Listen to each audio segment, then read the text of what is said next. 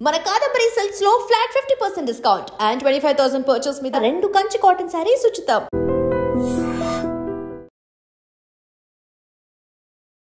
నమస్కారం గురుగారు. ఓం శ్రీ మహాగణాధిపతయే నమః. గురుగారు, కృష్ణాష్టమి కృష్ణుని గురించి చెప్పాలంటే అంతా ఇంత కాదు, చాలా ఉంటాయి కృష్ణ లీలలు. ఎందుకని గురుగారు ఆ రోజు కృష్ణాష్టమి ఎందుకు జరుపుకోవాలి? అసలు కృష్ణాష్టమి విశిష్టత గురించి తెలియజేయండి. తప్పకుండా అమ్మా. వసుదేవసుతం దేవం కంసచానూరమర్దనం దేవకీ పరమానందం కృష్ణం వందే జగద్గురుం. కృష్ణాష్టమి గురించి మనం తెలుసుకోవాలంటే కృష్ణావతారం గురించి మనం కొన్ని తెలుసుకోవాలమ్మా. ఎందువల్లనంటే బుద్ధిహీనులు, జ్ఞానశూన్యులు చాలామంది ఉన్నారు, వారికి తెలియాలి.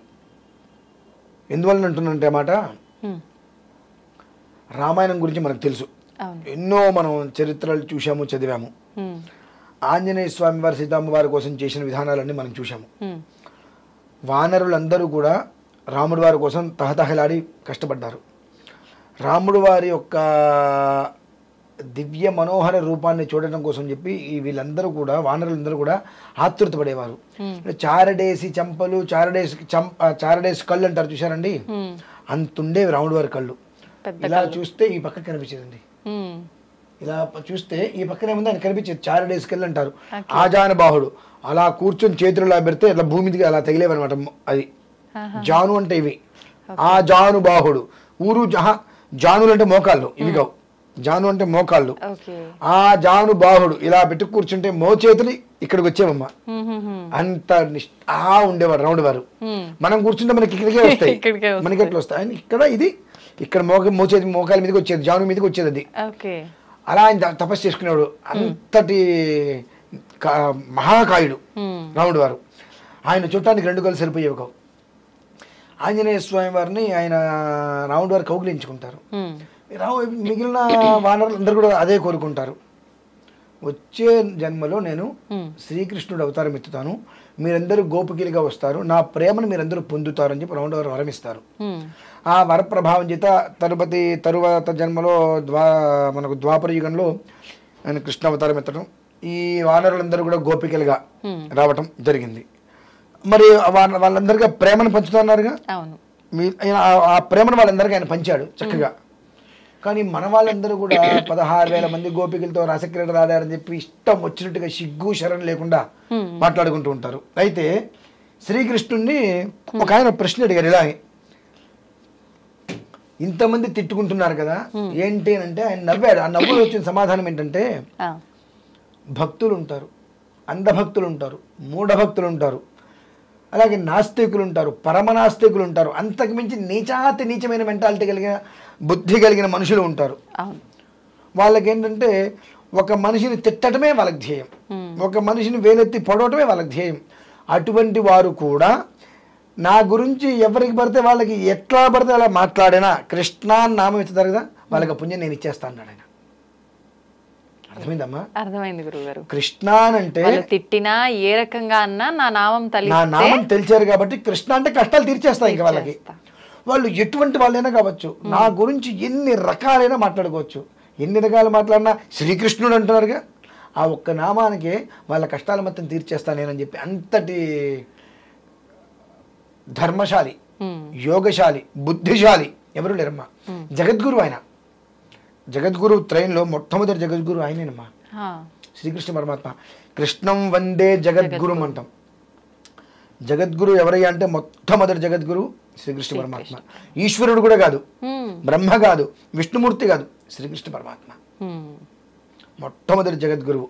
అందుకనే కృష్ణం వందే జగద్గురుం, శివం జగద్గురుం అనలా, శివుడికి జగత పితరవు వందే అని వచ్చింది.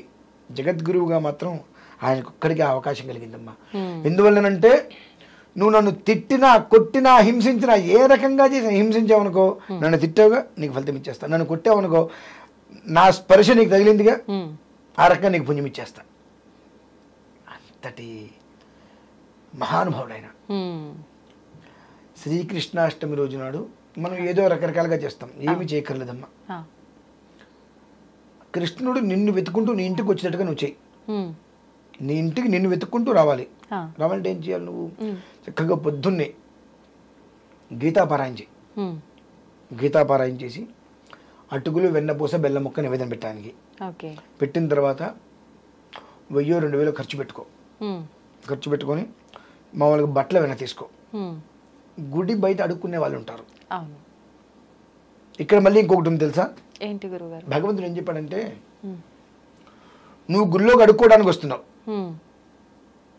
భగవంతుని దగ్గర అడుక్కోవడానికి. నువ్వు గుళ్ళోకి ఎందుకు వస్తున్నావు? అడుక్కోవడానికి వస్తున్నావు. కానీ నేను గుడి బయట నిన్ను అడుక్కుంటున్నా. గుళ్ళోకి నువ్వు నన్ను అడుక్కోవడానికి వస్తున్నావు. ఓకే. నాకు అది ఇవ్వు, ఇది ఇవ్వు, నాకు అది కావాలి, ఇది కావాలి, నా కోరికలు తీర్చు, నువ్వు అడుక్కోవడానికి వస్తున్నావు. నేను గుడి బయట నిన్ను అడుక్కుంటున్నాను. నీ దగ్గర నుండి మదమాత్సర్యాలు వదిలేసాయి, కామక్రోధాలు వదిలేసాయి, లోభమోహాలు వదిలేసాయి, నేను అనే అహంకారం వదిలేసాయి. ఒక మనిషికి కడుపుకి అన్నం పెట్టడం నేర్చుకో. దానికోసం నేను నిన్ను అడుక్కుంటున్నా. కానీ లోపల ఉండేటువంటి నన్ను చూస్తున్నావు, కానీ బయట ఉండేటువంటి నన్ను చూడలేకపోతున్నావు, గుర్తించలేకపోతున్నావు. అది నీ కర్మ అన్నాడు ఆయన. అని నువ్వు గుడికి వెళ్ళు, అన్ని చేయాల్సింది చేసుకో. బయటికి వచ్చిన తర్వాత ఆ గుడి దగ్గర 5గురో 6గురో 10 మంది నీ శక్తి కట్టుకోవడానికి బట్టలు వాళ్ళకి ఇచ్చేసేసి నువ్వు ఇంట్లో వాడి నువ్వు ఇవ్వకు. ఎంత దరిద్రం ఏముంది? నీ ఇంట్లో పుట్టినరోజు అంటే ఎంత ఖర్చు పెడతావు? నీ భార్య పుట్టినరోజు అంటే ఎంత ఖర్చు పెడతావు? నీ కొడుకు పుట్టినరోజు అంటే అహంకారంగా వైభవంగా చేస్తావుగా. మరి నాది కదా ఆ రోజు. కాబట్టి నేను ఇష్టపడే పని చేయి. నువ్వు నేనే పని చేస్తే ఇష్టపడతా? అంత అటుకులు వెనపోస పెట్టు, ప్రసాదంగా తీసుకో, దేవాలయానికి వెళ్ళు, దర్శనం చేసుకో. వస్తూ మాత్రం నువ్వు నా గుళ్ళో 100 రూపాయలు కూడా నాకు హుండీలో వేయద్దు. ఒక పూలమాల కూడా నాకు ఇవ్వకపోతే నేనే ఫీల్ అవ్వను. కానీ ఓ 10 మందికో 5గురికో గుడి బయట ఎంతమంది ఉన్నారు చూసుకొని వాళ్ళందరికీ బట్టలు, కడుపు నిండా భోజనం. నువ్వు హోటల్లో పెట్టి హోటల్ నుంచి తీసుకొస్తాను కాకుండా చేతనైతే నువ్వు ఇంట్లో వండు. అన్నము, పప్పు, కూర, మజ్జిగ పెట్టు. నీ చేత్తో నువ్వు తయారు చేసింది తీసుకొచ్చి విస్తరాకు వేసి దగ్గర కూర్చుని వడ్డించి పెట్టు. నీ ఇంటికి ఎవరైనా పెద్దవాళ్ళు వచ్చారు, నువ్వేం చేస్తావు? టేబుల్ మీద కూర్చోబెట్టి శుభ్రంగా వాళ్ళకి 1-2 సార్లు వడ్డించి చేస్తావుగా. తర్వాత అయితే నువ్వు నీ పని మనుషుల విస్తరాకులు తీస్తారుగా, తినవన్నీ వాళ్ళైతే తీరు కదా.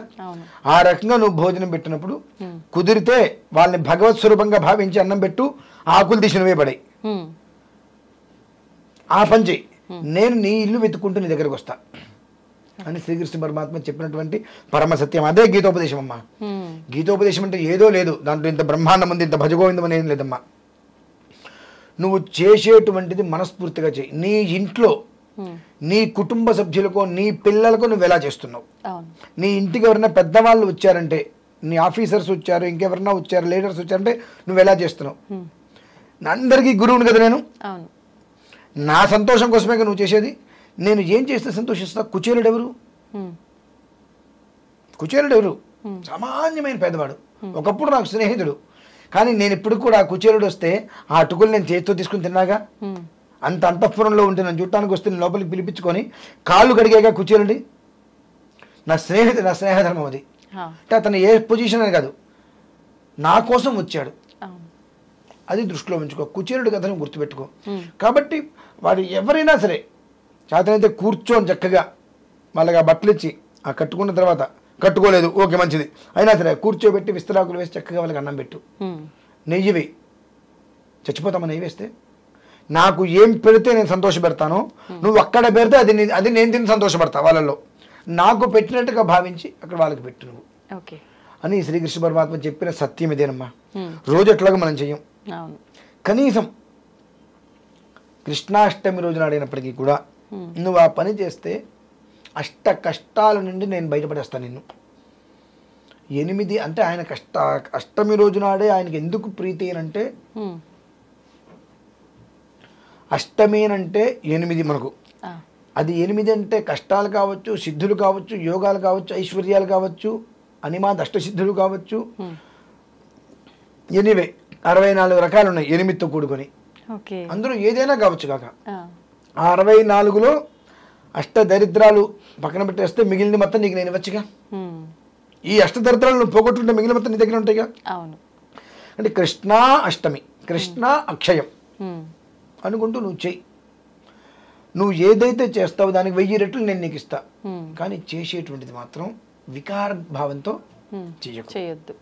ఏమాత్రం కూడా మనస్సులో నీకు కొంచెం వికార భావం వచ్చిన వాళ్ళు అలానే తింటారు. వాళ్ళకి తింటాను రాదు.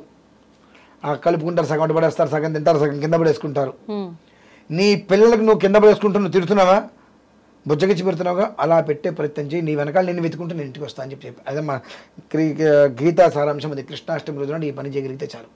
గురుగారు కృష్ణాష్టమి రోజు ఉట్లి కొట్టే కార్యక్రమం కూడా ఉంటుంది కదా, అవన్నీ అది సెకండరీ అదంతా. అది మనం ఆ పండగ చేసుకోవటం వేరు. ఆ పండగ అనేటువంటిది మనం ఆనందం కోసం చేసుకుంటాం. అవును, జీవితం వృద్ధి కావాలంటే మనం ఏం చేయాలనే విషయం నేను చెప్పా. అదే ఆట అదంతా వేరే విషయం. మళ్ళీ గోకులాష్టం అంటారు, కృష్ణాష్టమి అంటారు, రకరకాల పేర్లు ఉన్నాయి. ఆ ఉట్టి కొడతారు, అదంతా అందరు కలిసి ఆడుకునేటువంటి ఒక ఆట. ఆటకి ఈ విధానానికి సంబంధం లేదు కదండి. నేను ఆట ఆడుకోండి అని చెప్పాను, ఇది వదిలేస్తారు, ఇది వదిలేస్తారు కంప్లీట్ గా. కాబట్టి ఇది కంప్లీట్ చేసుకొని ఆ తర్వాత ఆయన సాయంత్రం టైంలో ఆట ఆడుకోండి, ఏదైనా ఆడుకోండి, ఇది మాత్రం ఖచ్చితంగా చెయ్యండి.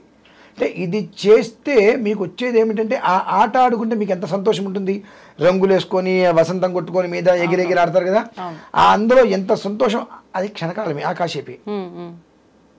ఇది చేస్తే ఆ జన్మంతం ఇస్తాడు ఆ సంతోషం మీకు. అంతకన్నా కావాల్సింది ఏంటంటే ఎంత అప్పు ఉండనండి, ఎంత ప్రాబ్లం ఉండనండి, ఏదన్నప్పటికీ కూడా ఆ ఆడే కాసేపు అన్ని మర్చిపోతాంగా. కేరింతలు కూడా దాన్ని కొట్టాలని ఒక ఉద్దేశంతో ఆడుతుంటాం. ఆ ఆనందం ఆ కాసేపే. ఈ పని చేసి నువ్వు ఆ పని చేస్తే జీవితకాలం నీకు ఆనందాన్ని ఇస్తారు శ్రీకృష్ణ పరమాత్మ. అది సారాంశం అమ్మా. సంతోషం గురుగారు, చక్కగా వివరించారు. ధన్యవాదాలు. And for more videos, please subscribe to iDream. Please subscribe to iDream. Please subscribe iDream. And please subscribe to iDream. For more videos, subscribe to iDream. please like, share and subscribe to the channel. Congratulations, iDream. Subscribe to iDream. Subscribe to iDream. So subscribe to iDream Media. iDream ki iDream team andarki huge congratulations. Please subscribe iDream Media. Please subscribe to iDream. Subscribe iDream. Please subscribe to iDream. iDream అంటే నా కళల channel subscribe చేసుకున్న నోరు తిరుగుతలేదు, మీరైతే గంట గుర్తు కొట్టండి. For more such videos, please subscribe to iDream. Subscribe to iDream. Please subscribe to iDream. Please subscribe iDream Media. Please do subscribe to iDream. Please subscribe to iDream Media. For best entertainment and information, please subscribe iDream. And don't forget to subscribe to iDream.